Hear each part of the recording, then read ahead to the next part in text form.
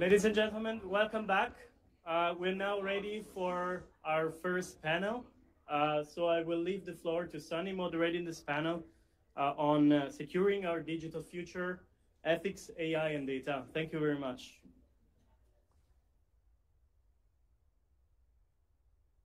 Okay, sorry.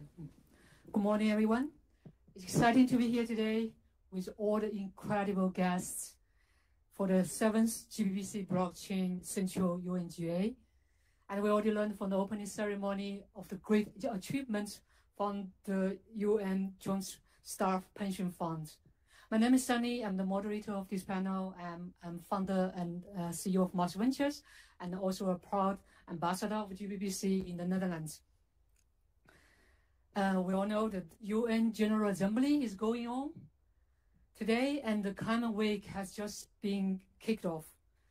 I was at the Summit of the Future Action Days Saturday, and I feel great energy from everyone for building a digital and a sustainable future.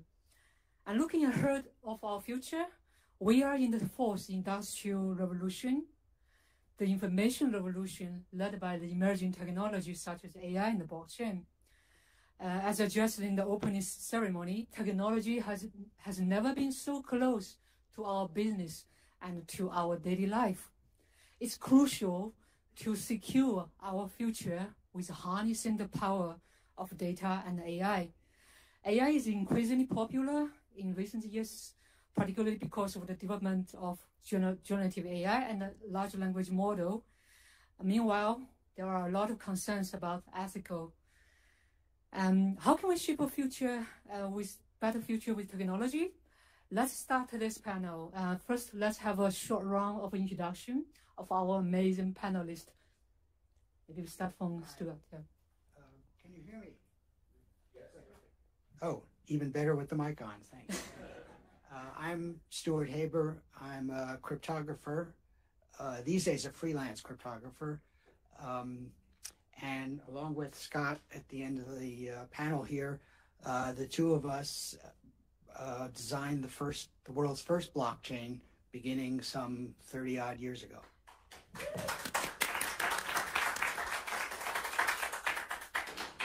Good morning, really excited to be here. I'm Jen Lee, part of Accenture, so I'm an Enterprise Data and AI Value Strategy Senior Manager. That's a mouthful. But in my day-to-day, I focus on AI, nowadays especially Gen AI. So for the past couple of years, as it's really come to our focus, my day job is to look at everything from data to prompt engineering to RAG architecture, all the way to enterprise governance. My specialty is regulatory and compliance requirements and looking at how AI can either meet those or help embed and help those as well. So great to meet everyone. I'm Scott Stornetta. I'm here on the coattails of Stuart.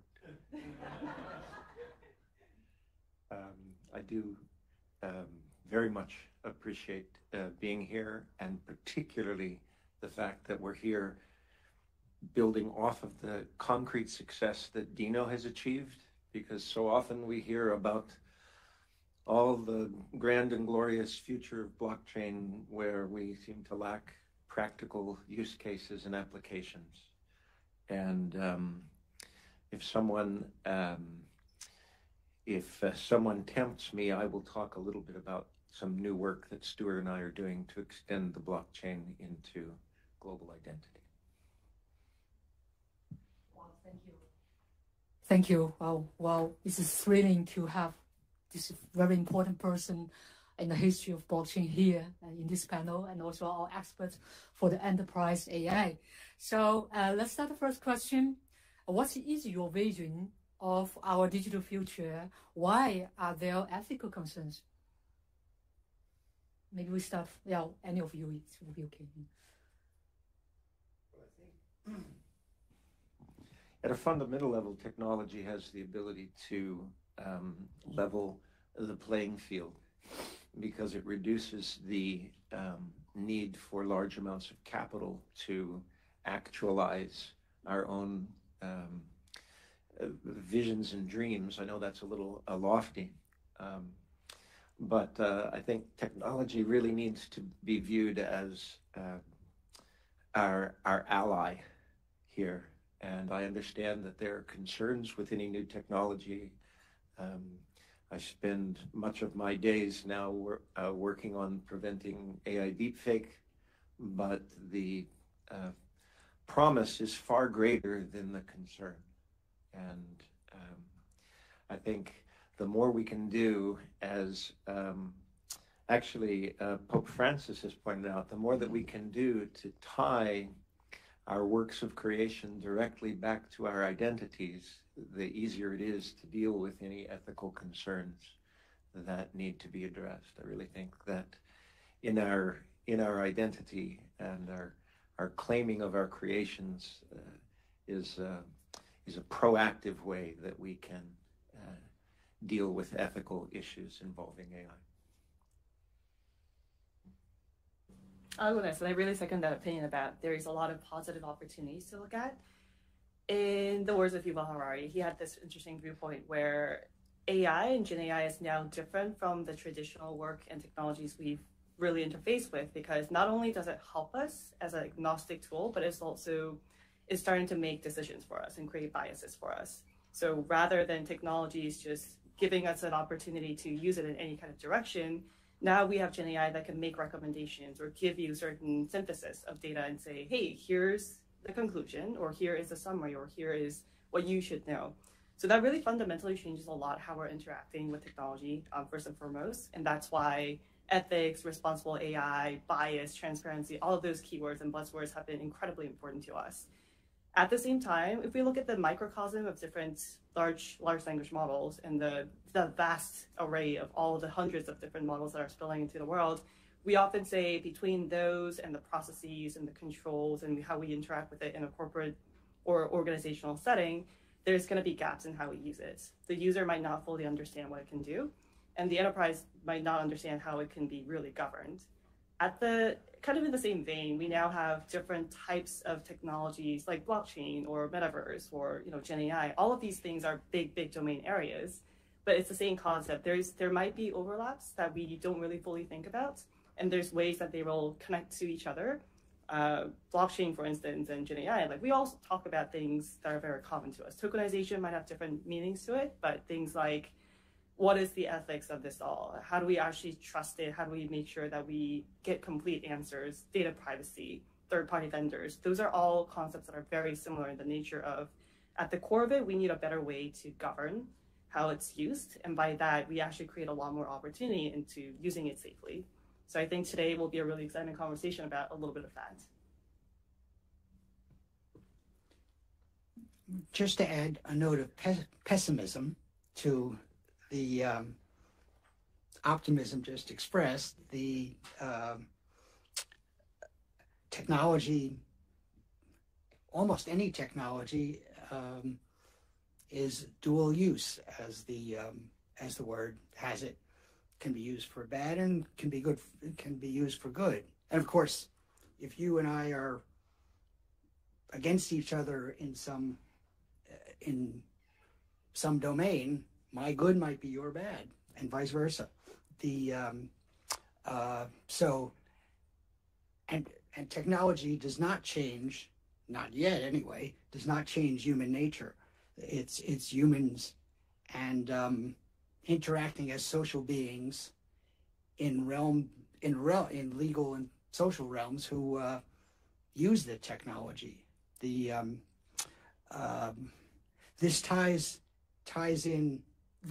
concern ties in to my professional life as a cryptographer, where I sometimes try to design secure systems.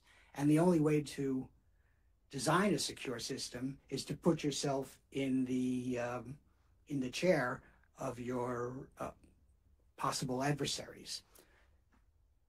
So I'm throwing out some caution. Yeah, I think this means empathy, right? So, no, okay. Well, it's great. Thank you for all the inputs. And we somehow touched base about ethical issues. So, in your work, in your experience, what are the biggest ethical dilemmas when we are on the way to transit to the digital future? I can kick off. Oh. So I think when we say ethical dilemma about using AI, largely speaking, the industry has started off with looking at areas where it's not making direct decisions for a business or an organization or even a person, and then going from there. So we're still looking at it as a co-pilot or a partner or a supporting agent of sorts that can help you internally.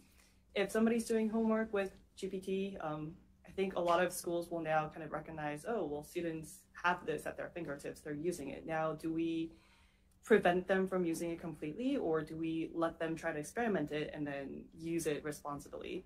Same thing with organizations. You know, we have all these financial institutions that at the onset of ChatGPT just block the whole thing. Now we're getting to an understanding of what it can or cannot do and starting to realize, well, we need to democratize the experimentation of it, the play around with it, to be able to continue to progress how we actually use it, because that technology is not going anywhere, as you know. At the same time, external threats like, you know, deepfakes or cybersecurity issues or any other external factors for fraud, those things are continuing to evolve. So to understand and to prevent it is a critical concern. So long story short, I think there are ethical dilemmas on how far do we let this be used in our day-to-day and how much control do we let it have. And I think the core of it is we need to make sure that there's education and training on what it can or cannot do. We can't really govern a model without, say, our model risk management organizations or data privacy organizations understanding what exactly happens when you feed data into these models. I think the same thing is probably applicable to, you know, how blockchain has grown in the industry. There's data privacy concerns, there's data transparency concerns, and the fact that a lot of these information become public, when we say, hey, something becomes public, that tends to ring fire bells. And when we say, oh, well, GPT or Gen AI can do this or that, that tends to also create alarms. But when we actually sit down and rationalize what that means and what we can do about it, I think that's actually the critical part about how do we actually say, how do we describe ethical dilemmas? Because at the core of it, I don't believe that it's actually a dilemma. I think it's a matter of we have the full capability to be able to design the security and the safety around it, and we need to understand and do that faster and better. Yeah, let me just build on something that Jen said, as well as I'd like to go right back to the opening remarks of Rosemary McLean, where she said, technical innovation must be people-centered. And I think the only ethical concerns, in a sense, that we have to address are taking responsibility for our creations and making it clear to those that are interacting with them that there's a person on one end and a person on the other end, because all of these innovations are means to people ends. And so for me, it's simply not shirking the ethical responsibilities that we have to retain with any new technology that we collectively create. Yeah, I think rather than imagining that we need a new kind of ethics, we need to ground it in people, and the ethics that has worked well in the past can continue to guide. I think there's another aspect of it, and this goes to inequality issues, and that is ensuring that these tools are broadly available, that they can be widely leveraged. You know, I often am asked to respond to issues about whether AI will take over all of our jobs. And my response is simply that, well, someone that is doing your kind of work using AI is going to take over the job of someone that is doing your kind of work and is not using AI. That's where the jobs, that's the direction that the jobs will flow. And so I encourage people to be proactive in taking advantage of the opportunities that are freely available to greatly enhance your ability to do your work. And I think that goes again to this people-centered innovation. I'm no expert in AI, and so I won't say anything more about it than I can't say anything more about it than any informed reader of the newspaper, or at least of accurate newspapers. We will get to the topic of accuracy anon. But I'll just underline, I share my fellow panelists' concerns with the human-centered use of technology, because there are people involved, there are ethical concerns involved. The fact that it's a buzzword, a technology with a buzzword attached, changes nothing there. Yeah, thank you so much. And yes, I think it's highly resonating because we are human. We are using technology that should be building around people and the human. So this morning I had a little bit chat with Scott, and you mentioned about the deepfake technology to help on fighting against deepfake, and that's really something I think is a big problem in our near future when we apply the deep learning, the machine learning, and also the model. Can you show us a little bit more about that part? Because it's highly related to the human-centric AI. Sure. I guess as a prelude to that, I hope people are starting to see the yin-yang dynamic that's worked well for Stuart and I over 30 plus years. Stuart often suggests that I am the person that leaps off into wild forays, and he is the person that grounds us in reality. And you can see that still playing out here. Stuart and I are involved with work in a company called SureMark that intends to challenge the deepfake issue, not by taking it on head on, but by making it irrelevant, by allowing each individual to claim and authorize their content, to be able to have the last word on the narrative of their content, no matter where it appears on the internet. And in that way, rather than fight deepfakes, the goal is to simply deflate their relevance. And I think when the day comes that each of us can assert proactively our identity throughout the world and take responsibility for the work that we create is in a way that is easy to verify by anyone that wants to get to the truth.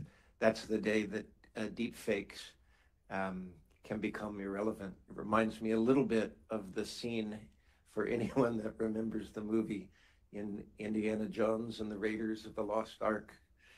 There's this very threatening scene where Indiana Jones is confronted by this very large, black-shrouded master of swordsmanship.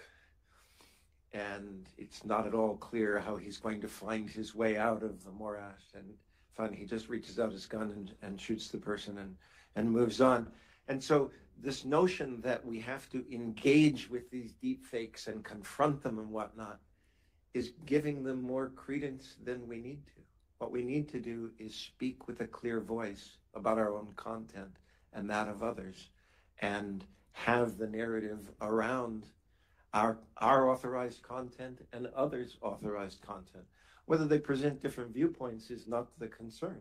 And in a similar fashion, whether we choose to use these new tools to synthesize our own creations, what matters more is that we take responsibility for them and that others know they're engaging with something authentically authorized by us. Then deepfakes have nowhere to hide, because the essence of deepfakes is the anonymous creation of material without attribution. We can just banish that to the shadows. Anyway, I didn't mean to make that a sales plug for SureMark, but if you're a high visibility individual and you're concerned about losing control of your narrative, you should get a SureMark credential. Yeah, I'm already a fan of that, and would like to try that later.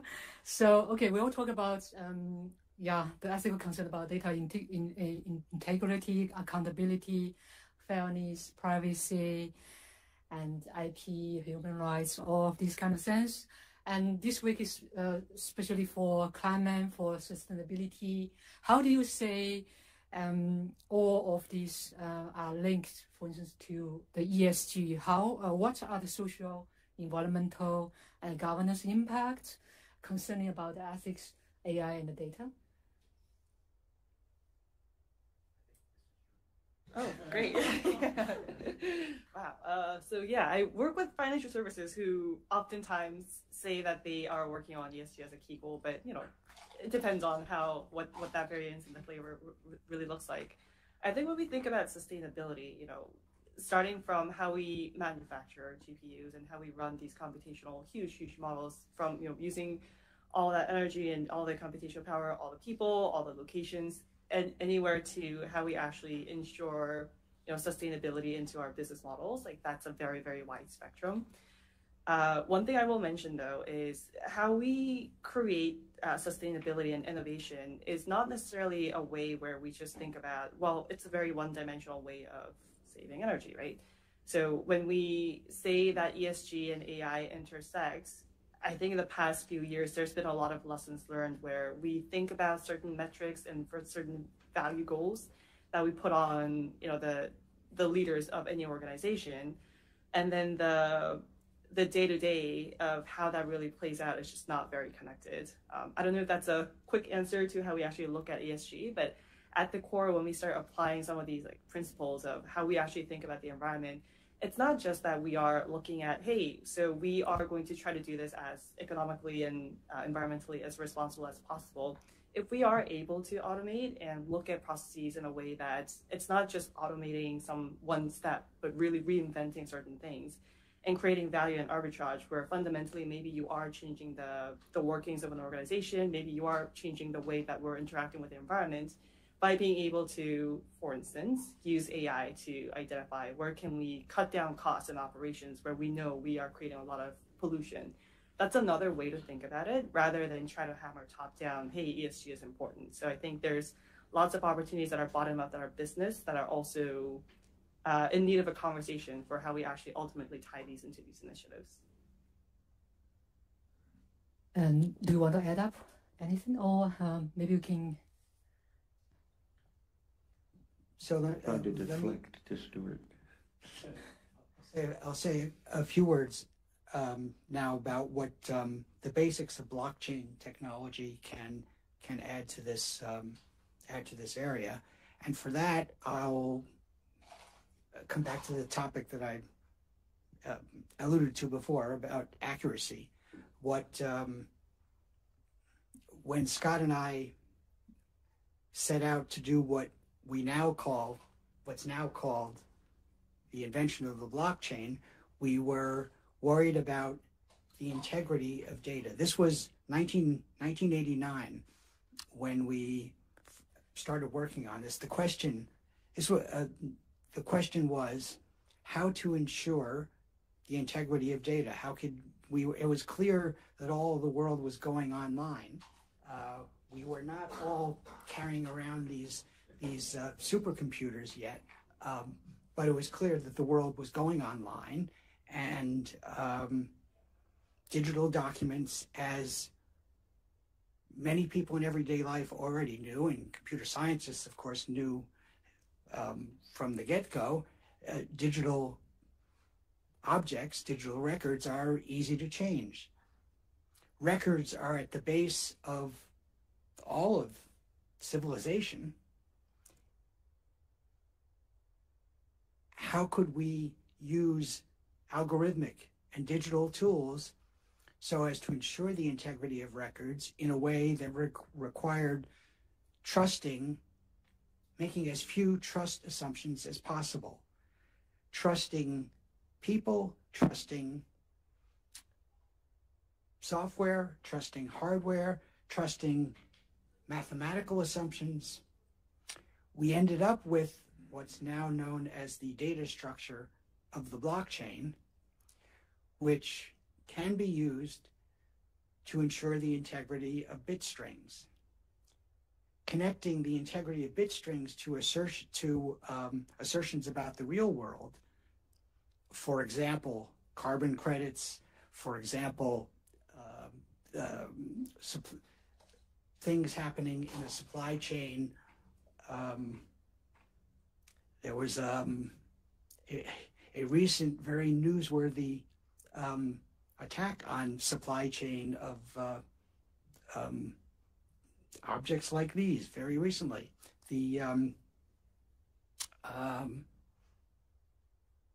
So the blockchain was at the basis of that. I still think was the cause for our inventing it. I still think it's the killer app. Exactly to that point. Maybe you didn't know that Scott and Stuart, you know, I just ask, how many of you read the white paper of Bitcoin? Yes. And did you know there are 8 citations of Bitcoin white paper? 3 out of the 8 are from them. So it's so amazing that they are sharing their views today, talking about blockchain and the vision of the future. So a question to both of you, following your inputs. When you published the paper, how to timestamp the digital documents, early 1990s, did you expect its impact of, by today? And what is your initial intent? What's the difference of now?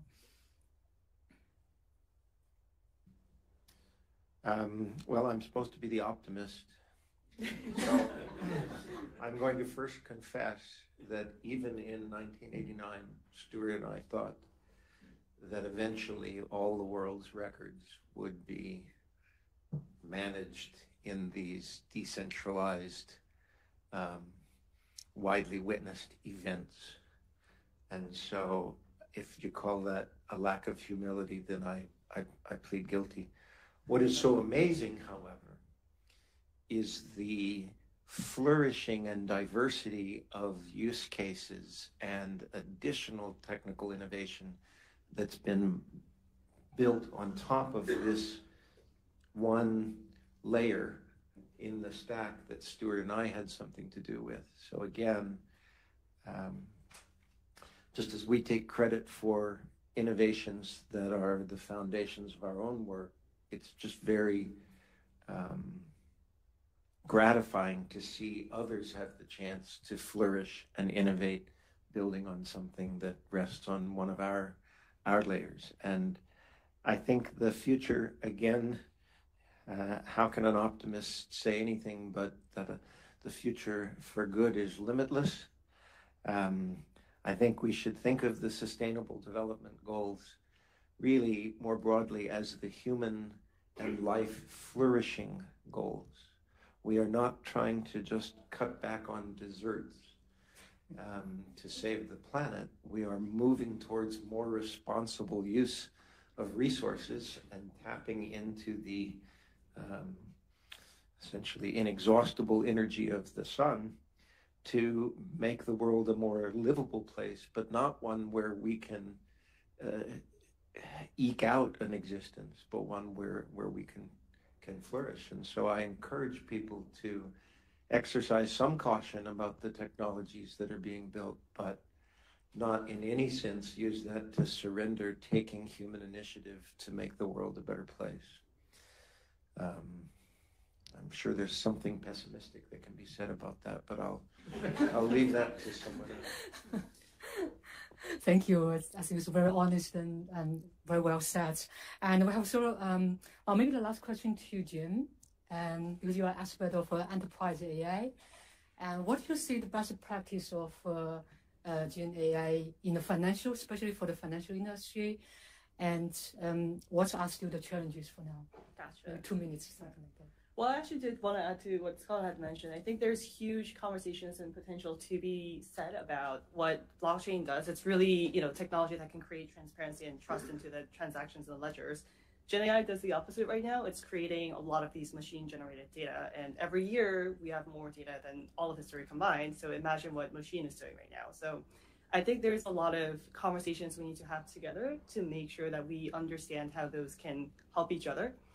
Another area where, we're generating so much data, there needs to be a way to perhaps timestamp or create other ways to really look at this correctly. And I think that's exactly the conversation we need to have in the financial services industry too, because there's a huge element of how do we understand and govern this for any company, any client, any user. The EU AI Act is being implemented this year, end of this year, and one of the first things it's trying to do is define what is risky and unethical use of AI, and who are the actual users. Is it the business user? Is it the practitioner? Is it the developer? So creating that kind of structured form of how do we understand the workings of technology, but also how do we actually start creating the framework and the blueprint of it. In the US, there's no single federal bill or regulation that really governs this right now, but we do have data privacy laws, we have model risk management, we have other ways where we're already looking at financial services very differently from other organizations and other industries. So I think it's important to continue extending that into how does that translate into the new norm, and what are some of the areas where we need to build a new frameworks. Third-party vendor management, that's going to look very differently. We have large enterprise technology vendors who honestly do not understand financial regulations, and nor will they ever, right? So that gap and bridging that gap is a very, very important responsibility for the industry. Thank you so much. I think we have perfect time. Great. Yes, and well, let's round up. So thank you for all the input for this panel, and what will be your main takeaways for the audience about securing our digital future? Maybe one sentence. I'll start by referring back to Scott's Indiana Jones anecdote. We didn't work on this before, by the way. On this particular anecdote, that is, which is when Scott told the story. Maybe as the pessimist stuff here, the only thing I could think of is Indiana Jones had a magic bullet. Neither blockchain nor AI is a magic bullet. There's lots and lots of work to be done, exciting stuff. Let's get down to it.